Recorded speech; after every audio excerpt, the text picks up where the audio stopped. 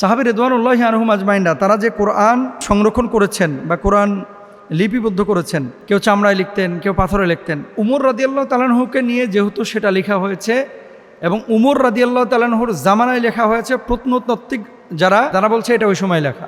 অনেকদিন আগে আপনার আরবি কাফেলায় একটা পর্ব দেখেছিলাম যেখানে সাহাবীদের হাতের লেখা কোরআনুল কারীমের কিছু আয়াত দেখিয়েছিলেন, যে পাথর কেটে কেটে তারা আয়াতগুলো লিখেছিল। এবং সম্প্রতি সৌদি আরবে হজরত উমর রাদিয়াল্লাহু তাআলা আনহুর জামানায় লেখা কিছু আয়াত বা কিছু আরবি পাওয়া গিয়েছে।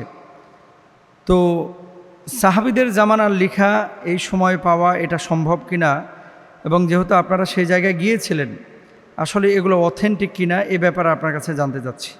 হ্যাঁ, সম্প্রতি মদিনা অঞ্চলের আল মাহাদ গভর্নর পরিচালিত বৃহৎ প্রত্নতাত্ত্বিক জরিপের সময় এই বিষয়টি পাওয়া গিয়েছে মদিনার একটা অঞ্চলে।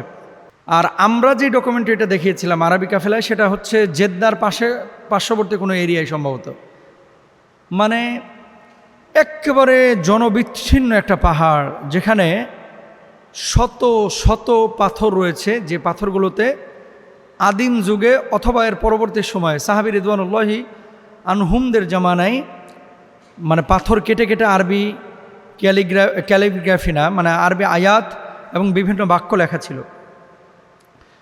তো জরিপে মোট 1774টি প্রত্নতাত্ত্বিক নিদর্শন নথিভুক্ত করা হয়েছে। এর মধ্যে 461টি হচ্ছে ইসলামী শিলালিপি, 1259টি হচ্ছে শিলাচিত্র, 34টি প্রাচীন থামুদীয় লিপি, 11টি পাথরের স্থাপনা, 3টি প্রাচীন ভবন ও প্রাসাদ, 4টি কূপ, প্রাচীন কাফেলা পথের নিদর্শন। এখন যেই পাথরটাকে নিয়ে মূলত এখন আলোচনা হচ্ছে এবং গোটা আরব বিশ্বে এটা নিয়ে খুব মানুষের আগ্রহ তৈরি হয়েছে, ওই পাথরটা সবাই বলতেছে উমর রাদিয়াল্লাহু তাআলা আনহুর খেলাফতকালে হয় উমর রাদিয়াল্লাহু তাআলা আনহু নিজে লিখেছেন অথবা অন্য কেউ লিখেছেন, উমরের জামানায় অন্য কোনো সাহাবী লিখেছেন। কি লেখা ছিল? আল্লাহু আলাইকুম ওমর ইবনুল খাত্তাব ফিদ দুনিয়া ওয়াল আখিরা লা ইলাহা ইল্লাল্লাহ। ওলি বলতে কাদেরকে বলা হয়? ওলি অভিভাবক, ওলি হচ্ছে আল্লাহর ওলি, আল্লাহর বান্দা, আল্লাহর বন্ধু। ওমর রাদিয়াল্লাহু তাআলা আনহুর ব্যাপারে এরকম একটা কমেন্ট করা হয়েছে দুনিয়া এবং আখিরাতে। এরপরে বলা হচ্ছে লা ইলাহা ইল্লাল্লাহ, আল্লাহ ছাড়া কোনো মাবুদ নাই, উপাস্য নাই।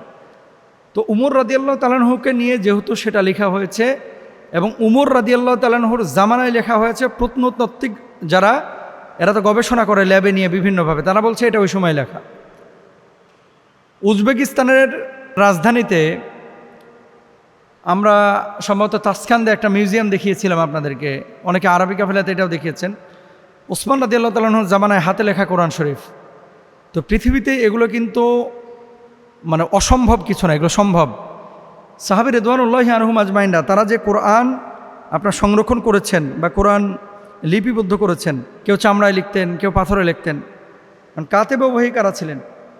কোরআনুল কারীম যারা মুখস্থ করেছিলেন তাদের মধ্যে আবু বকর রাদিয়াল্লাহু তাআলা আনহু, উমর ইবনুল খাত্তাব, ওসমান ইবনে আফফান, আলী ইবনে আবি তালেব, আবদুল্লাহ বিন মাসউদ, তারপরে উবাই ইবনে কাব, যায়েদ ইবনে সাবিত, ওনারা কোরআন মুখস্থ করেছিলেন, হিফজ করেছিলেন।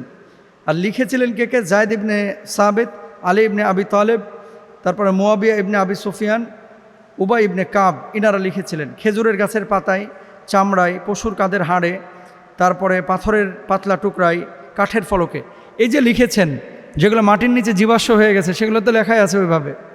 তো এগুলো যে মাঝে মাঝে প্রকাশ হচ্ছে সাহাবী রিদওয়ানুল্লাহি আনহুম আজমাইনদের জামানার, এগুলো সত্য হলে সত্য, মিথ্যা হলে মিথ্যা।